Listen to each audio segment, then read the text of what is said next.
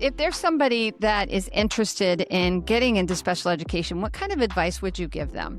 Oh my gosh, I'd say go for it and maybe reach out to somebody, reach out to a public school district and just say, "Hey, I'm really interested in this. Could I possibly come shadow just to see what it all entails?" Because I feel like one special ed class in a building is not the same as one in a different building, or a mild moderate need classroom is not the same as moderate intensive. And I do think a lot of people have that initial fear of maybe the kids look or sound so different and I'm scared and I don't know.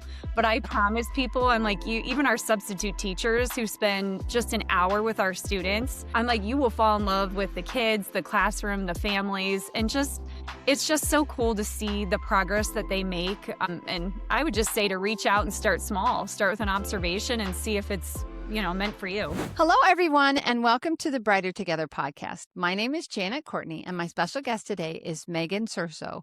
Megan is the special education coordinator at Strongsville City Schools in Strongsville, Ohio. Megan, welcome to the podcast. Hi, thank you so much for having me today. I love your personality. You're so bubbly. I just love Thank it. you. I just love it. So tell us a little bit, Megan, about Strongsville City Schools and about your role there. Sure. So my role is a special education coordinator. There are three of us in our department, and we work under the student services director. And we have a wide variety of schools. We have one preschool, 5 elementaries, one mega middle school, and then one high school. And I, over the years, have kind of shifted roles in the buildings. And I've been a principal, I've been a building leader, but really my passion is in special education, which really just I don't even see what I do as a job. I love what I do so much, and I'm so passionate about it. And this past year, I really shifted to take more of the what we would call moderate to intensive track. So I have our students who have pretty much the highest level of programming from pre-K all the way up through 8th grade in the district. Wow, that's a big job. It How is. many students do you have? Not just you, but like what's the population of the school? It's around 5,600 for the district. Yeah. And then Gotcha. some of our buildings vary. Our preschool has about 250, and I'd say our elementaries range from 350 all the way up to 500. So some smaller schools and some bigger schools. Right. So are you traveling between buildings then? So you're a little Yes. itinerant? Yeah. Yes. Yep. I travel. It's okay. Virtual has been a lifesaver for meetings, but really, I'm more about FaceTime and just having those conversations with teachers and therapists and parents face to face. So while it's freezing cold here in Ohio and snowing, I really don't mind because I'd rather be personally connected with the people I work with. So, Nice. Very yeah. nice. Very nice. So so tell us about how you got into special education and like what does your job entail so people kind of have an idea.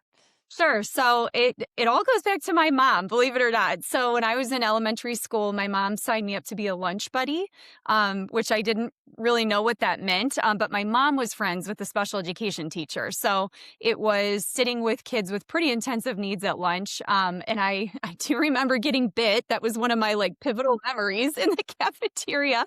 And I don't know why that just inspired me okay, wow, maybe this is really something that I want to do. So as I got older and understood it a little bit more, in middle school, I started volunteering in my study halls to go down to the special education classroom and help with cooking activities or just supporting kids in the building.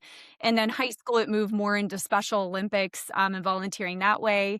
And then again, when I went to college, it was pretty clear that I wanted to be in special education.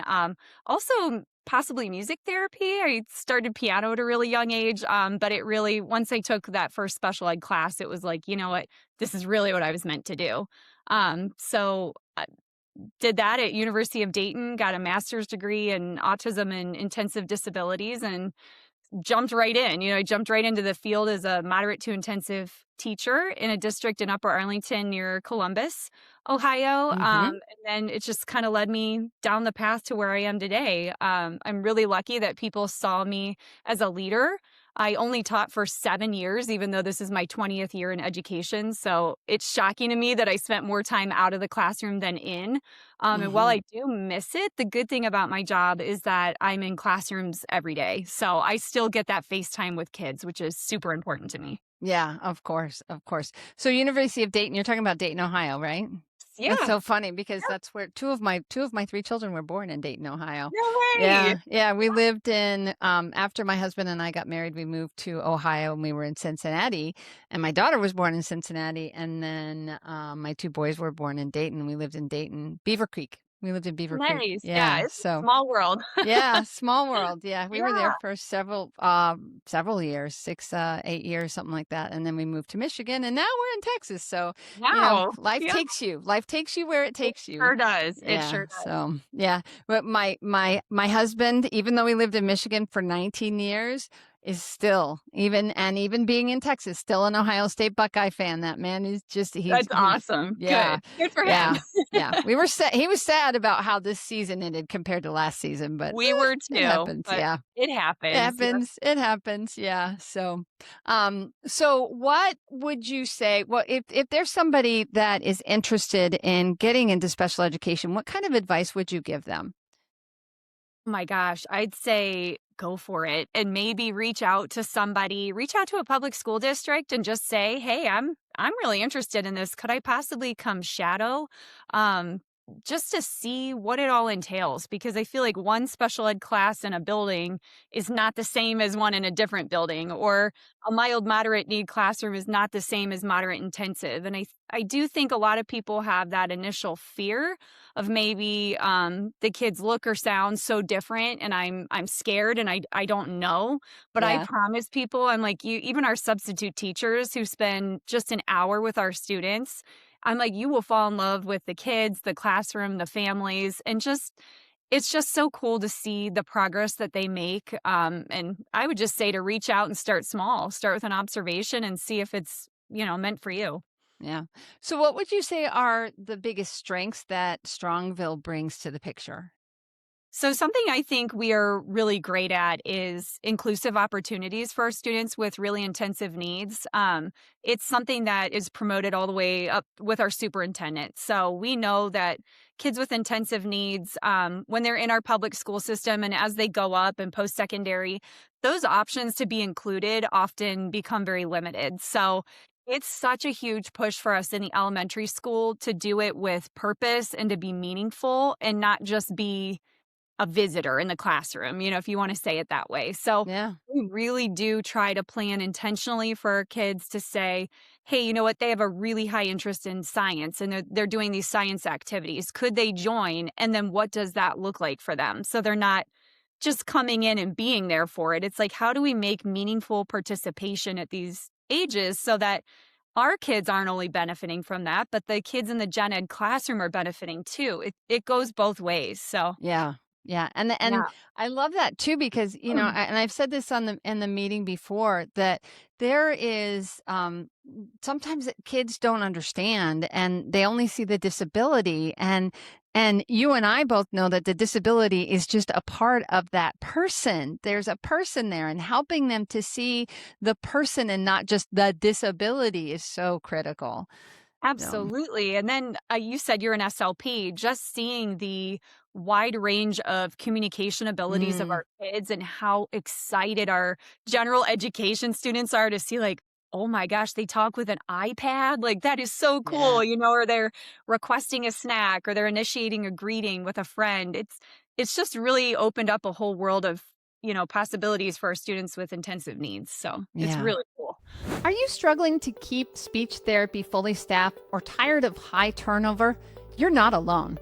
At Lighthouse Therapy, our speech language pathologists are seasoned professionals, and most of them have over 16 years of school based experience. They're not just qualified, they're consistent, relational, and results driven. We offer 3 flexible delivery models: virtual therapy, hybrid therapy, and in person therapy. It's speech therapy done right for you and your students. Learn more at lighthouse-therapy.com/brighter together. Really critical and great work, obviously. So what would you say is your biggest challenge?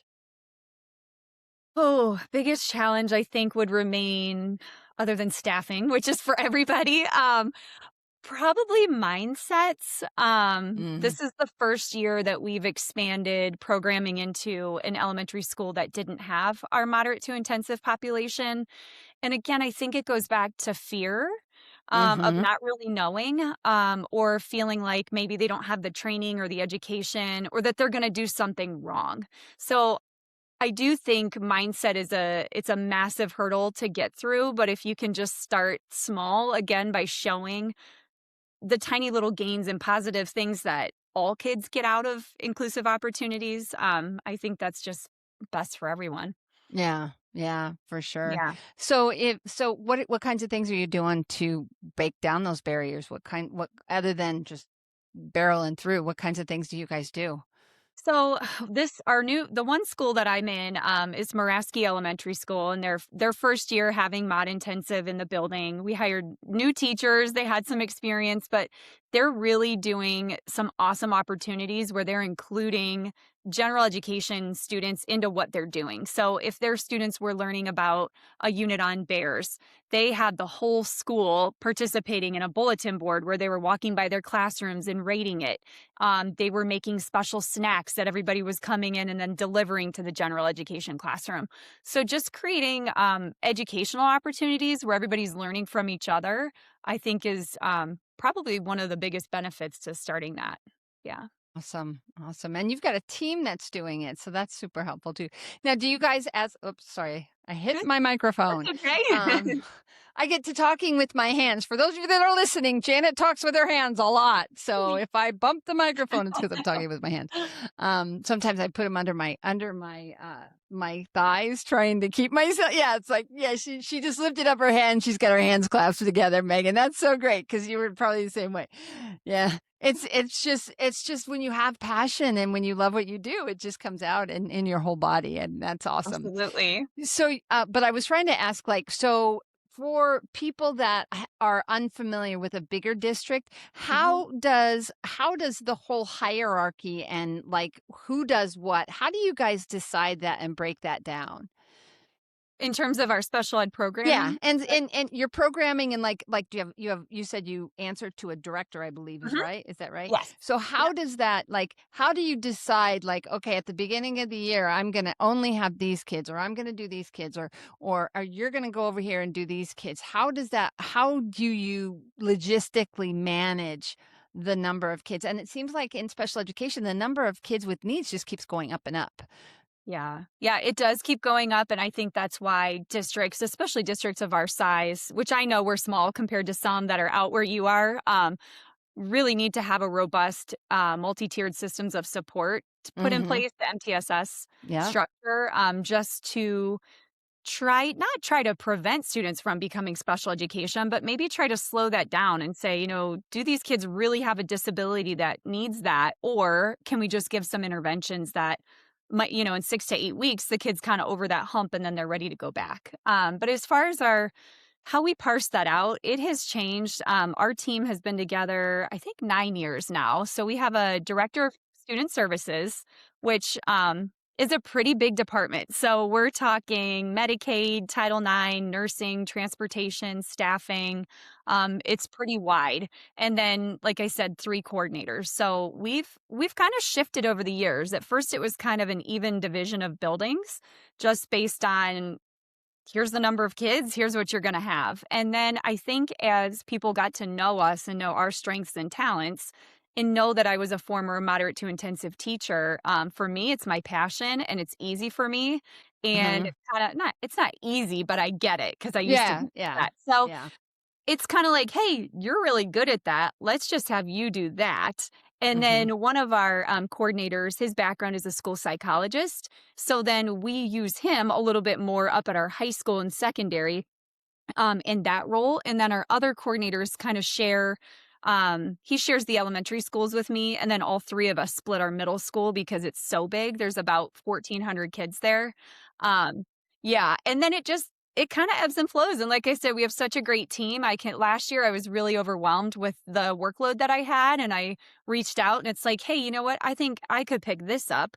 Okay, well, I could take this part. I could take Medicaid billing, that doesn't take very long, and again, it's just something that I'm familiar with." So, um, we work really well as a department, and there's lots of advocacy for us in our roles, which again is supported through Nice. our superintendent, which is great. Right. Yeah. Yeah. Knowing that you've got people that have your back and want what's best for you and for the kids, Absolutely. It's that's a a great winner right place to there. be. It Yeah. is. Yeah. Yeah. Yeah. Absolutely. Fantastic. So where would let me ask you one other question.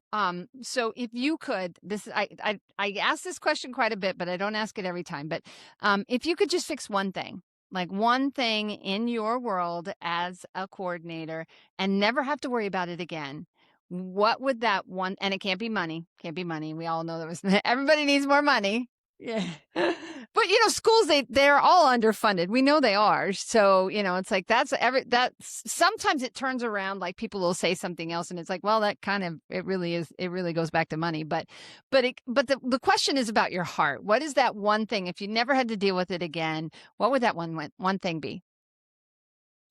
That's a big question.